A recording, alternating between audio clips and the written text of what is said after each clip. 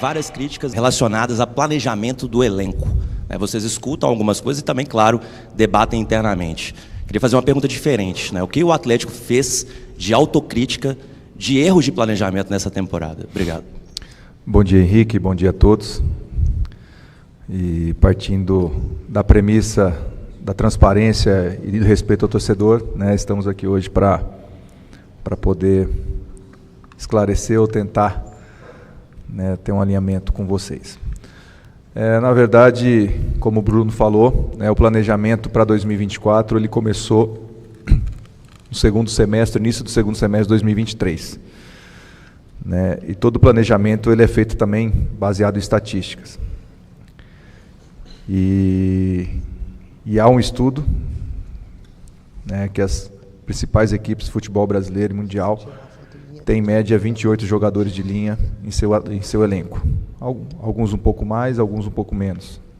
Nós temos 32 contando com os goleiros. Então a gente não foge desse número. E para cada posição você tem no mínimo 2 jogadores.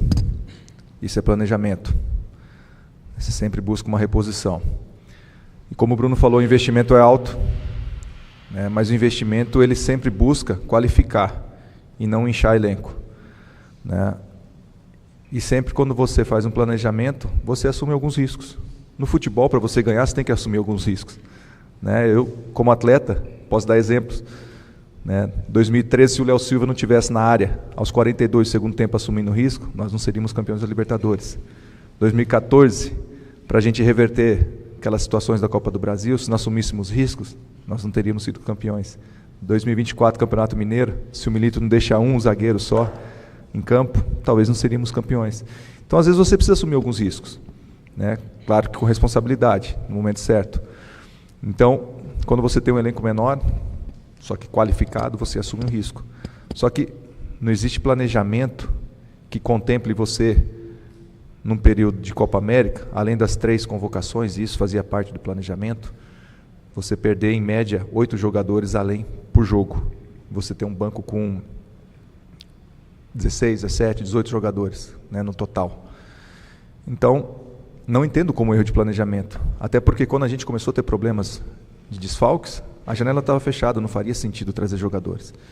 Então, os reforços seriam os retornos dos jogadores das seleções e jogadores que estavam no departamento médico. Então, até abril, quando tínhamos a maioria dos jogadores disponíveis, o time estava performando. Brigou para ser primeiro lugar geral na Libertadores, uma grande campanha, grandes jogos,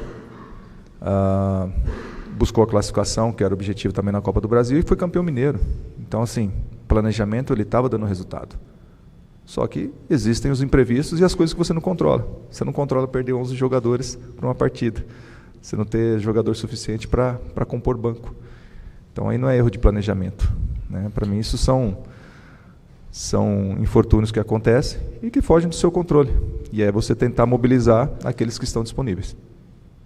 Henrique, só completar aqui para você rapidinho aqui, Vitor, complementando. É porque muito se diz também sobre o tamanho do elenco, E aí, se a gente pegar aqui o que o Vitor estava falando, a gente tinha aqui 2020, 33 atletas, 2021, 31, o tamanho do elenco, 2022, 31, 2023, 29, 2024, 34 atletas. Esse é o tamanho do elenco do Atlético. Qualquer coisa disso, a gente tem todos os números aqui. Então, muito importante dizer assim, que não tem elenco curto. Tem uma estratégia do Atlético hoje de priorizar qualidade versus quantidade. E vocês podem saber que no futuro, 25, 26, 27, esse é o perfil do Atlético. O Atlético não terá contratações de grandes volumes, de baciadas de atletas. Isso não acontecerá no Atlético. O Atlético seguirá esse caminho de algumas contratações pontuais de qualidade. Essas contratações, às vezes, são contratações com perfis mais jovens, aquelas contratações que muita gente se refere na imprensa, perfil SAF, jogador até 23 anos, que possa trazer performance esportiva e também tem um potencial de revenda, jogadores, eventualmente, que já venham com performance. E as contratações desse ano do Atlético seguem exatamente esse modelo. Se a gente pensar Robert, Palácios, são jogadores que têm jovens que podem trazer performance e também venda, e você tem jogadores como Alonso, Lianco, Bernard, Scarpas, que são jogadores que vieram para incrementar de fato a qualidade do time ali imediatamente. Então é assim que a gente vem buscando o equilíbrio nas contratações do Galo.